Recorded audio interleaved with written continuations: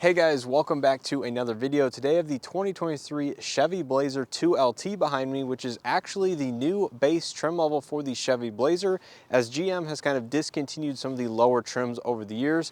And here in the refresh, this is almost the cheapest one you can buy. So if you guys have seen my 2023 3LT Blazer video, that one is just one step up from the vehicle behind me. That one starts in the mid $40,000 price point, includes leather and a bunch of other features that are nice to have, including the power tailgate and stuff like that. This one, being the 2LT, is actually the only trim level you can buy with the cloth interior. So if you want a cloth seat, well, you'll have to stick with the 2LT. Now there are a few additional option packages you can get on the 2LT to make it a little bit nicer, have more features and options and stuff like that. But overall, this is the cheapest Blazer you can buy now for 2023. And if you've seen some other videos on the Blazer, then you might know the 2023 model year is the first year for the refresh Blazer. So it got some new exterior design changes, very subtle. On the inside, it received a larger infotainment screen, but outside of that, it's largely the same vehicle as the past few model years. So for 2023, the Chevy Blazer starts at $39,195, including all-wheel drive and destination. This one behind me has one additional option package for about $600, which still makes it one of the most affordable Blazers you can buy. So without further ado, let's not waste any more time. Take a look at what the 2023 Chevy Blazer 2LT has to offer for under $40,000. So the Blazer in front of us is finished in the new sterling gray metallic exterior color, and this one has the jet black / medium ash gray two-tone interior. Now this exterior color is very nice. If you've seen some of my other walk-around videos, then you know this is a very popular gray across many GM lines of products, and I really do like it. Not too dark, not too light, looks very nice. Now in the pre-refresh Blazer in this generation, the 2LT normally sat in the middle of the trim structure. There were at least two lower trim levels that you could buy on the Blazer, but over the years, GM has kind of dwindled down their trims, kind of narrowed it down, and now the 2LT is actually the entry level trim for the Blazer. So starting up front of this refresh Blazer, it's going to remain very similar to that of the ones before, just with a new updated design. So up front of the 2LT, you have a chrome bar that kind of runs across the center of the grille with the gold bow tie in the center. You can always option the black as a GM accessory. Down lower on the front fascia, you have a bright silver accent trim. Projector LED headlights are standard with LED daytime running lights and turn signals up top. And overall, I do really like the refresh, but like I said, it's not too much different from that of the pre-refresh. Coming to the wheels and tires, you will find 18-inch machine / gunmetal gray accented wheels. They're wrapped in 235, 65, 18-inch Continental Cross Contact LX Sport all-season tires. So very nice all season.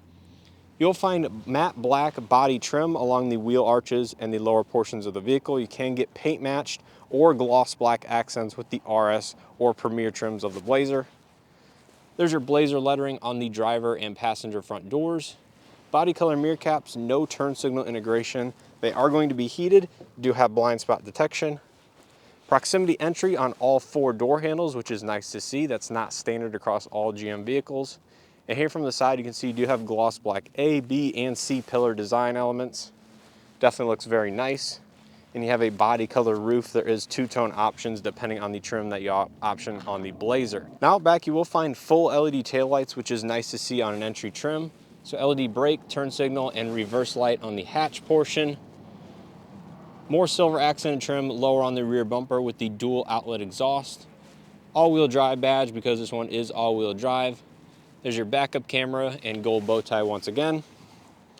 So a very sleek looking rear end. The taillight designs are the biggest things to me that looks different in the refresh versus the more angular, kind of sharp, pointy ones found on the pre-refresh. But again, very similar to that of the Blazer in the past. But I really do like the design overall of the Blazer. I know when it first came out, a lot of people were kind of struck by the design language, but I think it's grown on a lot of people. And for a mid-size SUV like this, a two-row segment, I think it's very sharp and one of the better ones in the segment. So let's go ahead and take a look at the window stickers so you guys know exactly how this one's equipped. Then we'll jump on to the inside. So once again, this is a base 2LT cloth all-wheel drive model, and the only option package this one has is the driver confidence package for $690, which includes the rear cross traffic alert and the lane change alert with the side blind zone alert. So that's it, and that brings the total MSRP, including destination, to $39,740. So take a look on the inside. This is once again the jet black / medium ash gray interior, so the two-tone color option. Starting out here on the door pane, you do have a hard touch upper door, soft touch light gray insert with your black padded armrest with the accent stitching. Power windows, mirrors, and locks with automatic driver's side. Some nice gloss black trim with chrome accents on the door handle pull and the front part of the door handle there. Looks very nice, gives it a little bit more premium of a touch. 2-tier storage in the door, and your, of course, standard audio system. Coming to the driver's seat, this is a power driver's seat with 2-way power lumbar. And there's a look at the 2-tone seats. Definitely breaks up the interior and looks very nice. So stepping inside, one thing that you'll immediately notice if you've ever sat in a Blazer with the leather seats is that the cloth are extremely plush and have a lot of give to them. So if you do want a very plush seat, the cloth is definitely the way to go. But we're going ahead and start it up.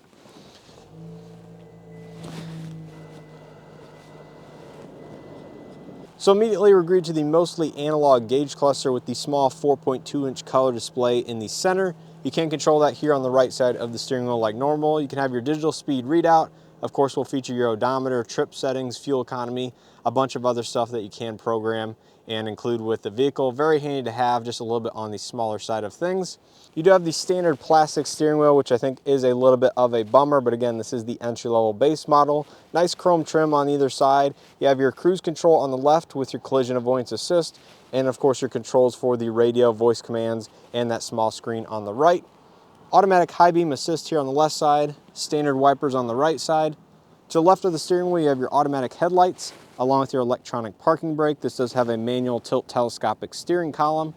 And up here on the dash, you will actually find some nice kind of leather accent stitching. Has the same contrast as the door panel as well as the seats. And it is very nice to have some soft touch accents. Now coming over to the infotainment system, this is one of the newest portions on the refresh interior. This is the 10.2-inch HD color touchscreen, similarly found in the Tahoe and Suburban. So this is a nice upgrade. Now one thing to note, if you've kind of been familiar with the Blazer with the smaller 8-inch screen, is that they really didn't change anything in terms of the button layouts around the screen. They did change some of the smaller ones. However, they kept the push button, stop start button in the same location. So you can see the screen actually kind of overlaps the edge of the button. So if you kind of go quickly to press the button and miss, you might hit the edge of the screen. So that's just something I've always noticed here with the refresh. But anyways, getting on to the infotainment, this says wireless Android Auto, wireless Apple CarPlay, built-in Wi-Fi hotspot, Sirius XM, AM, FM, USB, Bluetooth, all the usual inputs you would like with this system. Looks very nice. Huge upgrade compared to the 8-inch in my opinion. I think larger screens in general are generally a little bit better. This has user profiles. You can control your climate settings, pull up your backup camera if you would like. A bunch of stuff. This does not have built-in navigation, but overall Android Auto and Apple CarPlay will handle that with ease. Here you have your stop, start, on, off, hazard button, some physical controls for the infotainment, including a volume and power knob, home button, back button, and then here's your electronic glove box release, as well as your traction control off. Dual zone automatic climate control, nice to see that is standard equipment. USB-A and USB-C inputs. A little bit of a storage pocket up here. This is normally where you find your wireless charging pad, I do believe. Some more of the leather accented stitching here on the sides of the console. So nice to see if your knee happens to bump up against it. Here's your transmission selector, some gloss black, silver brightwork, all-wheel drive controls, parking sensors on off, lane keeping assist, and in terms of your drive modes, you do have all-wheel drive mode, sport mode, as well as off-road mode. So nice to have a couple of drive modes. Proximity key fob, same as the ones found on normal GM vehicles of the past. Remote start is included. Nice soft touch padded armrest with the gray stripe in the center. 12-volt outlet inside, but other than that, just a good amount of storage. Up top, you will have the light gray headliner. Vanity illumination is LED. Manual dimming rear view mirror. OnStar, SOS, passenger airbag status light, more LED interior lighting, and you do have a sunglasses holder, which is going away in many vehicles these days, so nice to have that. But overall, that is the front seat here of the Blazer. Let's go ahead and check out the rear seat. One of the things I do like about the Blazer is just how far the door opens, and of course the passenger volume in the back. So starting out here on the door panel, same hard touch upper, soft touch insert, and soft touch padded armrest. Decent amount of storage in the lower door panel. There's your rear seat, same materials as the front, and they do recline, of course. Step in height is very good. And once again, the seats are extremely plush, at least compared to that of the leather. Out back you will find AC vents, USB-A and USB-C charging, and a little bit of storage down below. Mat pockets on both of the front seats. Seats do fold down 60-40 split. As you can see, do include an armrest with 2 cup holders. But other than that, pretty basic. LED lighting on the sides of the vehicle. And you can see from the legroom, there is a ton in this vehicle. Footroom's very good as well. You do have kind of a stage style seating, so these do sit up a little bit higher than that of the front seats.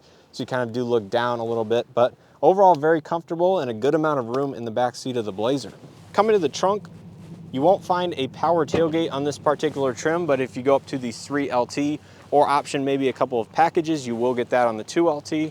But out back behind the second row, you have a lot of storage and cargo capacity in this vehicle. So starting out here on the left, you have an LED light. You can fold down each of the rear seats, pulling these levers on either side. Oh, it's nice to see that you do have LED illumination on either side. Didn't realize that. Little hooks to kind of store your bags in these cubbies. 12-volt outlet. And underneath the floor is where you'll find your spare tire, along with a good amount of additional storage space. So kind of similar to that of the Santa Fe, although just a little bit different orientation, but good to see what looks like a full-size spare. Taking a look at the passenger front seat. Of course, materials will be the same. Manual 4-way passenger seat, so no height adjustment. Here's a look at the soft touch kind of dashboard. And of course, your electronic glove box release pops down. It is damped. No lighting inside, but it is a good usable space. And there's a look at the cubbies on the sides of the center console for additional storage. So that is the inside of the Blazer 2LT. Let's go ahead and take a look under the hood, see what powers this Blazer, and then we'll go ahead and wrap up this video. So under the hood of the Blazer, you'll find the standard 2-liter turbocharged 4-cylinder that puts out 228 horsepower, 258 pound-feet of torque through either the front wheels or all 4 wheels if you option all-wheel drive as seen here. Now this is mated to a 9-speed torque-converted automatic, so a very traditional powertrain, no dual clutches or any hybridization found in the Blazer as of currently. But overall, a very nice powertrain, moves around the Blazer without much issue. And of course, if you have been following along with GM's news, then you'll know that later this year, there is going to be a full EV version of the Blazer. However, it is totally based on a different platform. And really the only thing it shares is the name Blazer. So that's gonna wrap up this video on the 2023 Chevy Blazer 2LT. If you guys enjoyed this video or found it helpful, make sure to hit that like button as always, it greatly helps out. If you guys are not already subscribed, make sure to hit that subscribe button, turn on your bell notifications, and check out some of the other content I have currently on the channel. So as far as my quick thoughts on the 2LT, one of the first impressions I had sitting down inside was just how plush and comfortable the cloth seats are. Now it is a little bit unfortunate that this is the only trim level you can get the cloth with. However, Chevy did make a few option packages available for the 2LT to give you a lot of nice features and options that you can get in kind of the higher trim levels. However, you don't get all of the comfort features such as like heated and ventilated front seats, the leather wrapped steering wheel, stuff like that. You just can't get in the 2LT, but there's a lot of nice available options that you can get, including adaptive cruise control. So if you don't need all of the bells and whistles available on the upper trims of the Blazer, then this might be a good option to get. It is still very affordable, even if you option a lot of the packages. You're still well under $45,000 all in, including all-wheel drive and destination, which I think makes this a very good deal, especially in this segment of SUV, kind of in the mid-size category of things. Now, the 2-liter turbo personally is a good standard option, I think. Of course, it won't have the highest tow rating, the highest towing capacity, such as the V6, but you can always get the V6 by stepping up to a higher trim level. So I think Chevy did a good job of kind of differentiating the Blazer trims for the refresh. They kind of consolidated down to 4 main trim levels, including 2LT, 3LT, Premier, and of course the RS. Now I think if you want a more basic one, like I said, the 2LT will be the way to go. But obviously if you want all the features and options, you can still get that on the RS or the Premier. So let me know what you guys think of the Blazer down in the comment section below. If you happen to own one, let me know how your ownership experience has been and kind of what your overall opinions are of the vehicle. Help some other people out that might be considering purchasing the Blazer for themselves, and just leave some feedback down in the comment section. So with all that being said, hopefully you guys enjoyed. Make sure to check out some of the other videos I have currently on the channel. And as always, hope to see you guys in the next one.